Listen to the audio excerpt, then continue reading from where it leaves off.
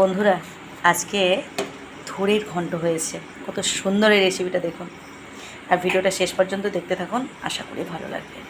পরিবেশ অন্ধকার হয়ে এসছে, এখন বাজে হচ্ছে সকাল 7টা। চারিদিকটায় দেখুন, তাড়াতাড়ি মাইগুলো কাটিকুটি করে নাও। মজাগুলো কেটে নিয়ে চলে এসেছি। দেখুন এইভাবে আমি কেটে নিয়েছি। মজাগুলো ভালোভাবে কেটে নিতে হবে। এরপর আমি লবণ দিয়ে ভালো করে মাখিয়ে নেব। এরপর দিয়ে দিলাম লবণ।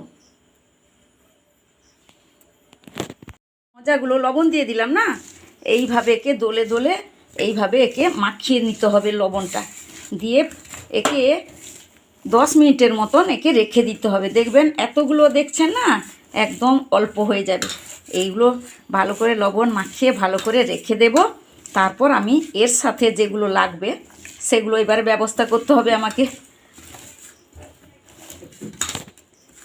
ভালো করে মাখিয়ে নিচ্ছি। ভালো করে কি মাখাতে হবে, একটু সময় লাগবে, কিন্তু ভালো করে মাখিয়ে দিলে একদম তুলোর মতো নরম হয়ে যাবে।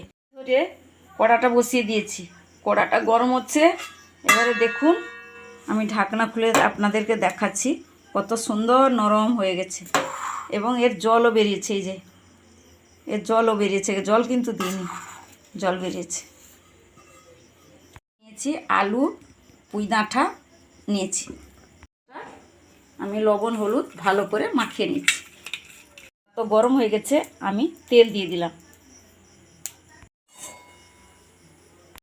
এই চিংড়ি মাছগুলো ভেজে নেব।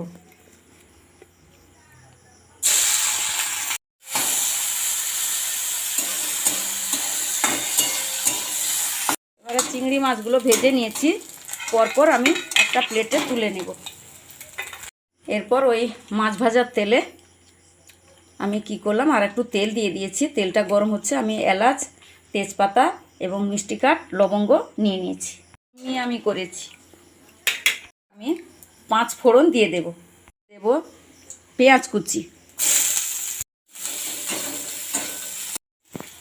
রসুন থেতো করে রেখেছিলাম রসুন। এরপর দিয়ে দেব আদা বাটা। এরপর দিয়ে দেব হলুদ গুঁড়া।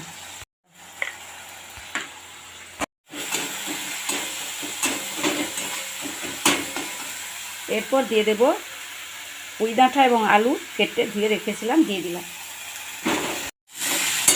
বেশ ভাজা ভাজা হয়ে এসছে।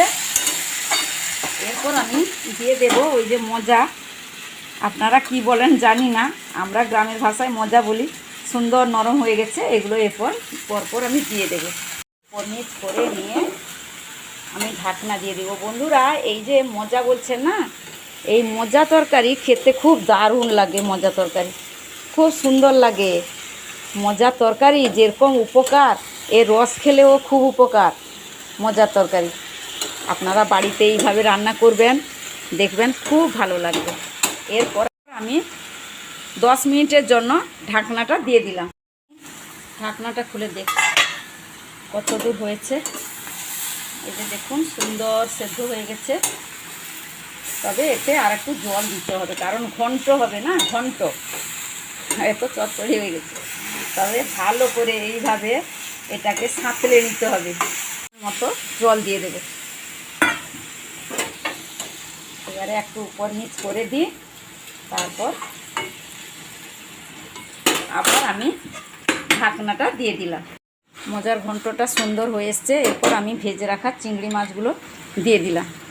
মাছের নোনা জলের যে চিংড়ি মাছ, এর স্বাদ কিন্তু খুব ভালো। মজার ঘন্টতে আপনারা দিয়ে এইভাবে বানাবেন, খুব ভালো লাগবে। আর আমি দেখাতেই তো ভালো পাচ্ছি না, কারণ আমাদের সকালবেলা বৃষ্টি হয়েছিল, তো কারেন্ট ছিল না, তাই রাত্রে করছি, ভালোভাবে আপনাদের দেখাতেও পারছি না। এরপর আমি একটু কারি পাতা দিয়ে দিব। এরপর আমি দিয়ে দেব ঘি। এরপর আমি ঘি দিয়ে দিলাম। শক্ত হয়ে গেছে, এ দিয়ে দিলেই তরল হয়ে যাবে, গলে যাবে পুরা। এই যে গলে যাচ্ছে পুরা, একদম তরল হয়ে যাবে। দেব জিরা গুঁড়া। এরপর আমি খাওয়ারের জন্য নামিয়ে নেব।